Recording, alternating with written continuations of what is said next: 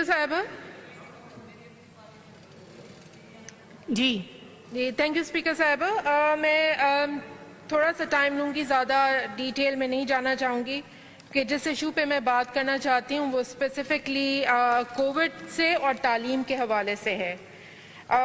मैं रिकैप करना चाहूँगी कुछ फैक्ट कि हमारे पास सूबे के अंदर 6.7 मिलियन बच्चे आउट ऑफ स्कूल हैं और सर्टनली कोविड के बाद हम एक्सपेक्ट करते हैं कि ये ड्रॉप आउट जो है फॉर मल्टीपल रीजंस बढ़ जाएगा। प्रोविंस जो सूबा सिंध है हमारा, वो ऑलरेडी लर्निंग क्राइसिस और लर्निंग पॉवर्टी जिसे हम कहते हैं, जिसमें कि तीसरी क्लास का बच्चा लिखने और पढ़ने के यानी अपना नाम नहीं लिख सकता या वो जुमला पढ़ नहीं सकता। तो ये क्राइसिस ऑलरेडी हमारे सूबे के अंदर बहुत शिद्दत के साथ मौजूद है। हम मानते हैं कि ये मुश्किल फैसला था कि स्कूल बंद करें या खुले रखे जाएं, और सही बात है कि वक्त की ज़रूरत थी कि उस वक्त तालीमी इदारों को हमें बंद करना पड़ा और सही वक्त पे फैसला किया गया ताकि ये हेल्थ क्राइसिस मज़ीद बढ़ ना जाए। लेकिन ये फैसला हो चुका। अब हमें बहुत सारे पेरेंट्स जो हैं वो इस मेंटली इस चीज़ के लिए, और तालीमी इदारे भी इस चीज़ के लिए प्रिपेयर्ड हैं कि उनको अपने तालीमी इदारों को वापस से सूबों के अंदर खोलना है और एक न्यू नॉर्म तालीमी इदारों के लिए डिफ़ाइन करना है। हालात कोविड के जो हैं वो हमें उसके साथ जीना सीखना है। तालीमी इदारों को इंडेफिनिट पीरियड के लिए बंद नहीं किया जा सकता और ये फैक्ट है। इसके अराउंड हमें पॉलिसी मेकिंग करनी है, इसके अराउंड हमें प्लानिंग करनी है। अगर हम इंडेफिनिट पीरियड के लिए तालीमी इदारों को बंद रखेंगे और पेरेंट्स के दरमियान और तालीमी इदारे चाहे वो प्राइवेट हों या पब्लिक हों उसमें कन्फ्यूजन को क्रिएट रहने देंगे तो अल्टीमेटली इसके रिजल्ट्स बहुत हौलनाक होंगे। तो हमें जल्दी से वो फैसले करने हैं ताकि हम ये एम्बिग्विटी या जो आप कह लें कि जो शक व शुबा है, चाहे वो इंस्टीट्यूट्स या तालीमी इदारों के तवज्जुह से है या वालिदैन के जहनों में, उसको हम ख़त्म कर सकें। हम ये अच्छे तरीके से जानते हैं कि हमारे सूबे के अंदर और पाकिस्तान में बहुत सारे और जगहों पे भी होम स्कूलिंग का कॉन्सेप्ट से वालिदैन वाकिफ़ नहीं है। वो नहीं जानते कि घरों पे बच्चों को तालीम के लिए कंटिन्यूटी कैसे प्रोवाइड की जाए। इसलिए ज़रूरी है कि जल्दी से इसके ऑल्टरनेट सॉल्यूशंस के ऊपर काम किया जाए। कुछ प्राइवेट स्कूल्स ने हमने देखा, क्योंकि जो प्राइवेट स्कूल्स हैं उसमें कोई सूबे के 30% बच्चे जो हैं वो प्राइवेट स्कूल्स में जाते हैं और इसमें छोटे बड़े हर तरह के स्कूल्स मौजूद हैं। मैं समझती हूँ कि ये जो 30% बच्चे हैं इनमें कुछ स्कूलों ने अपनी ऑनलाइन तदरीसी जो अमल है उसको जारी रखने की कोशिश की है और अच्छे इकदाम लिए हैं, लेकिन ये हिट एंड ट्रायल बेसिस है, क्योंकि हम जानते हैं कि उनके पास, हर बच्चे के पास इंटरनेट कनेक्टिविटी नहीं है। जैसे ख्वाजा एजाज साहब ने भी बात की कि कंप्यूटर होना हर घर में बेसिकली इट्स अ नोवेल्टी, आप हर कोई कंप्यूटर अफोर्ड नहीं कर सकता। तो हम जानते हैं कि ये एक इशू है ऐसा, यानी एक्सेसिबिलिटी एक इशू है। तो online education across the board day one से is not an alternate solution. इसके दरमियान का रास्ता हमें कहीं ढूंढना है। मैं ये भी बताना चाहूँगी कि जो ऑनलाइन स्कूलिंग की गई ये वो सिर्फ 30% बच्चे हैं जो कि किसी न किसी सूरत में प्राइवेट स्कूलों के इदारों में पढ़ते हैं। यानी कि चाहे वो छोटा हो, 5,000 स्कूल फीस चार्ज करने वाला स्कूल हो या 15,000 फीस चार्ज करने वाला स्कूल हो, तो हर किसी ने अपने अपने तरीके से डिफरेंट एक्सपेरिमेंट किए, बट ये सस्टेनेबल नहीं रहा, ज़्यादा सक्सेसफुल नहीं हो सका। लेकिन सरकारी स्कूलों के पास ऐसा कोई निज़ाम नहीं है, क्योंकि हम तो सरकारी स्कूलों में बिजली, पानी, हाइजीन इसको रोते रहे हैं पिछले 12 साल में। तो हम इंटरनेट कनेक्टिविटी और कंप्यूटर तो भूल जाएं। 2008 से कंप्यूटर लैब्स हम बना रहे थे स्कूलों में जो आज तक नहीं बनी, इसलिए ये दुख की दास्तान बहुत लंबी हो जाएगी, इसमें नहीं पढ़ते, आगे की बात करते हैं। तो हमें ज़रूरी इस बात का इस चीज़ को हमें ज़रूर एनालाइज करने की ज़रूरत है कि जो भी सोल्यूशन हमें लेकर आना है, जो भी पॉलिसीज़ लेकर आनी है, उसमें दोनों सिस्टम्स का शेयर ज़रूरी है, चाहे वो प्राइवेट एजुकेशन हो या वो पब्लिक एजुकेशन हो। बिकॉज 63% बच्चा, या ऑलमोस्ट आप समझ लीजिए 60% बच्चा ऐसा है जो कि सरकारी स्कूलों में पढ़ता है और उनका मुस्तकबिल सर्टनली बहुत ब्लीक है। हमें नजर नहीं आ रहा कि अगर हमने कोई ऑल्टरनेट मैकेनिज्म नहीं सोचा, कोई पॉलिसीज ऐसी नहीं लेकर आए, तो वो कैसे एजुकेशन को कंटिन्यू कर सकेंगे। इन सारे इशू से एक चीज हमें नजर आती है, वो ये कि ये सिर्फ हमारे तालीमी निज़ाम को कोविड इम्पैक्ट नहीं करेगा, बल्कि हमारे अंदर एक तबकाती निज़ाम को, जो गैप कहते हैं हम, उसको वाइडन कर देगा। अमीर और गरीब का फर्क बढ़ता चला जाएगा। तालीम सिर्फ उनके लिए रह जाएगी जो कि बेसिकली, जी आप बात करें। तालीम सिर्फ उन लोगों के लिए रह जाएगी जो बेसिकली इसको अफोर्ड कर सकते होंगे। यानी चॉइस होगी कि जी मैं रोटी खाऊं या मैं तालीम दूं, तो ये सर्टेनली एक ऑप्शन रह जाएगा और हम नहीं चाहते कि ये ऑप्शन इस सोसाइटी का पार्ट बने। अदरवाइज अमीर और गरीब का जो फर्क बढ़ने लगेगा तो उससे बहुत सारे और सोसाइटी के अंदर इश्यूज जो हैं वो जन्म लेंगे।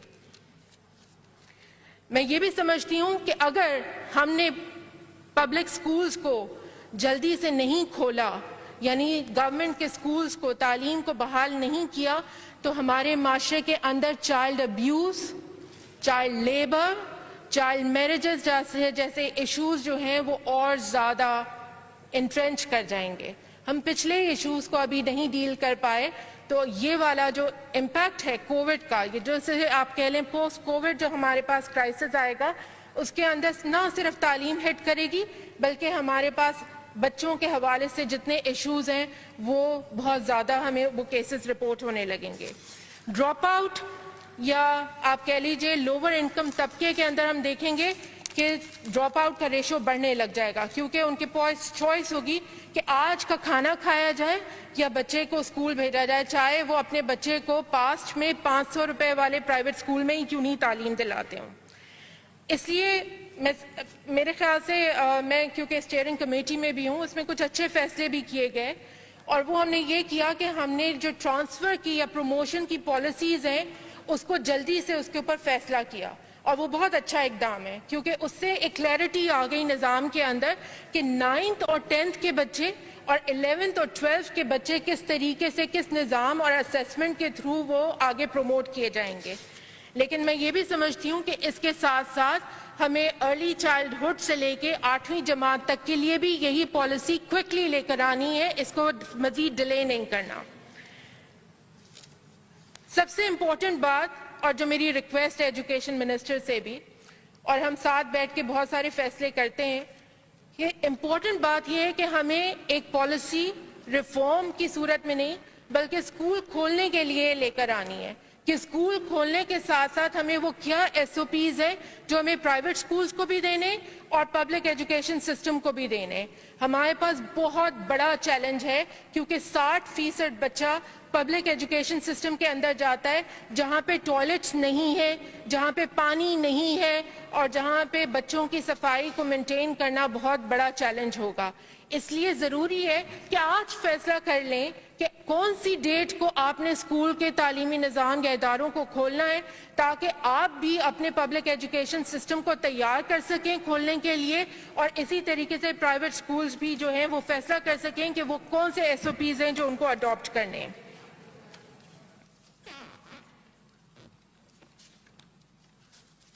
मेरी आखिरी में चूँकि गुजारिश में रिकैप जल्दी से करना चाहूँगी, काफ़ी लेट हो गया।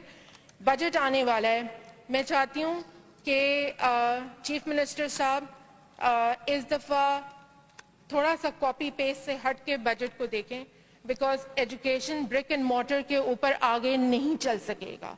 हमें वो पॉलिसीज़, वो रिफॉर्म्स, वो फाइनेंशियल असिस्टेंस अपने बजट्स के अंदर इंटीग्रेट करनी पड़ेगी ताकि वो बच्चे जो कि बेसिकली अजान हो रही है। सो मैडम स्पीकर साहब, आखिरी के 2 पॉइंट्स हैं जो मुझे रेज करने, और वो क्रिटिकल इसलिए हैं कि देखें 30% बच्चा हमारा सूबे का जो है वो प्राइवेट स्कूल्स के अंदर जाता है।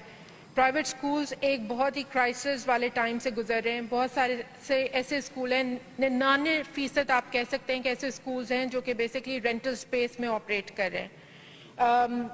मैं अंडरस्टैंड करती हूँ कि सूबे के ऊपर ऑलरेडी बहुत सारी चीज़ों का, जिम्मेदारियों का बर्डन है, لیکن یہ بھی ہمارے سوسائٹی کا پارٹ ہے. اس نے ہمارے ڈھہے ہوئے نظام تعلیم کو سہارا دیا ہوا ہے جو کہ پرائیویٹ اسکول کی صورت میں. اس وقت ان کو ہماری مدد کی ضرورت ہے.